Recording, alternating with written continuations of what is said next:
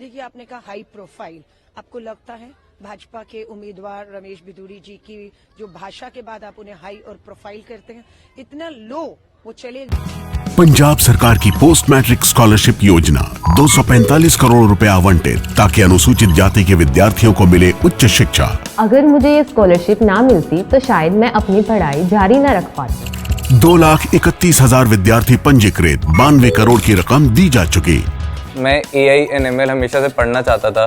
अगर स्कॉलरशिप नहीं होती तो मैं कभी भी एडमिशन नहीं ले पाता इस कोर्स में। मुख्यमंत्री भगवंत सिंह मान की कोशिशों से पंजाब बन रहा है रंगला पंजाब। गए हैं कि भाषा का संयम, अभी तो चुनाव शुरू भी नहीं हुआ है, अभी तो उनको उम्मीदवार बनाया ही है और पहले ही 2 दिन में, पहले ही 2 उनकी जनसभाओं में जो इस तरह की भाषा, पहले प्रियंका जी पर अटैक सीधा किया, उसके बाद जो है अब दिल्ली की महिला मुख्यमंत्री को लेकर जिस तरह की निचले स्तर की भाषा बोल रहे हैं, मुझे बिल्कुल नहीं लगता कि कालका जी के लोग इस तरह के उम्मीदवार को कभी भी स्वीकार करेंगे और अपना जनप्रतिनिधि बनाएंगे। मुझे लगता है रमेश बिधूड़ी जी चुनाव लड़ने से पहले ही हार चुके हैं। इस तरह की भाषा का किसी भी तरह, चाहे वो कांग्रेस की नेता हो, आम आदमी में, चाहे भाजपा की हो, कल रमेश बिधूड़ी जी हो सकता है कि भाजपा की अपनी किसी महिला, जो क्योंकि उनको बहुत सी महिलाएं भाजपा के अंदर ही नाराज हो चुकी हैं कि भाषा इस तरह की हुई तो हम महिलाएं भाजपा मोर्चा वाली उनके साथ नहीं चल पाएंगे। हो सकता है गुस्सा आके कल रमेश बिधूड़ी जी पलटकर भाजपा महिला मोर्चा महिलाओं के लिए अब तीसरी बार कुछ कह दे। सो ये बिल्कुल निचले स्तर की राजनीति है और मुझे लगता है हमें मुद्दों पे बात करनी चाहिए और हमारी पूरी कोशिश रहेगी मेरी कि मैं मुद्दों के ऊपर बात करूं।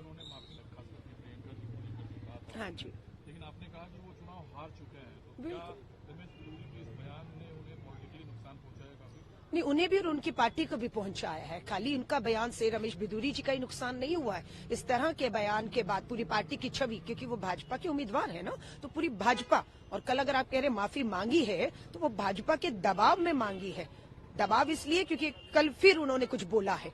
अगर गलती का एहसास होता, भाषा पे संयम होता, तो दोबारा फिर गलती नहीं। तो कितनी बार आप गलतियां करेंगे, कितनी बार आप माफिया मांगेंगे, लेकिन अब उसका कुछ उनको फायदा नहीं होगा, अब नुकसान होगा उनको। सीट पे महिला उम्मीदवार आतिशी जी हैं। बिल्कुल। आतिशी जी के बारे में मुख्यमंत्री ने कहा कि वो अस्थायी मुख्यमंत्री हैं, तो आपने तब भी कहा था कि वो भी एक महिला का अपमान था, और बिल्कुल एक महिला होकर वो अपमानित हो रही हैं और रमेश बिधूड़ी ने महिला का अपमान किया, ऐसा आपका कहना है।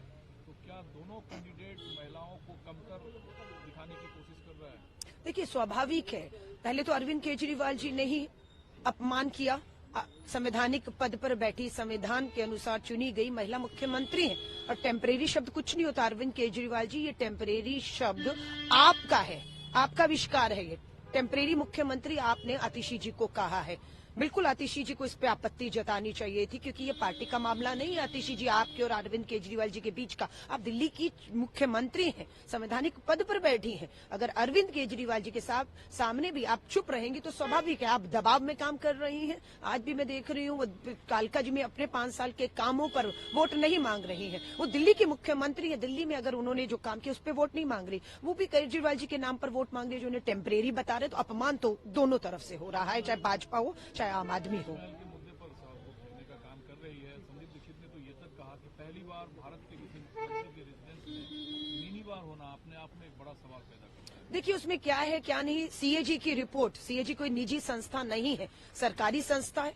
बड़ी एक अखबार की, इंग्लिश अखबार की सुर्खियां बनी है, झूठी खबर है सच्ची खबर। केजरीवाल जी, आपको आगे आना चाहिए। बहुत प्रेस कॉन्फ्रेंस, हर मुद्दे पर आप प्रेस कॉन्फ्रेंस करते हैं। आप और आतिशी जी को बैठना चाहिए। आज वो मुख्यमंत्री आवास परमानेंट नहीं है, टेम्परेरी था है, और उस टेम्परेरी आवास पे जनता का, टैक्स पेयर का 33 करोड़ रुपया खर्च करना कितना जायज है। और आप वही हैं जिन्होंने कहा था गाड़ी नहीं, बंगला नहीं लूंगा, सुरक्षा नहीं लूंगा, सब नहीं। और आपने 33 करोड़ रुपया हवाई जहरीली है उस पे लगाना था, पानी में लगाना था, महंगाई पे।